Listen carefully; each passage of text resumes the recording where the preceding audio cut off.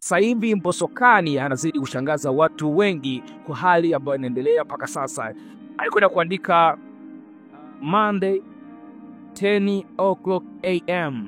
I mean, sijui kwamba ndo anataka kufanya lile jambo lake ni Monday, na Monday na mimi ni kesho tu hapo tunakwenda kushuhudia ambacho anakiandaa kwa ajili yetu. Mbosokani yupo serious, afu yupo kwenye upande wa kushangaza, anakuja kama zombie, anakuja kama vampire, yani anakuja kama haji hivi, yani kwa kuvisia. Ndio anataka kutupiga ambushi au ngumi ya kwenye giza sasa. Yani anataka kutupiga ambushi. Yani anakuja kama hivi, anakupa tahadhari.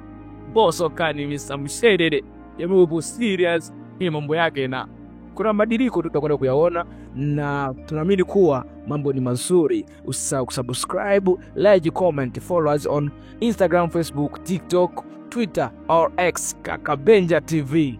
Asante. What you say?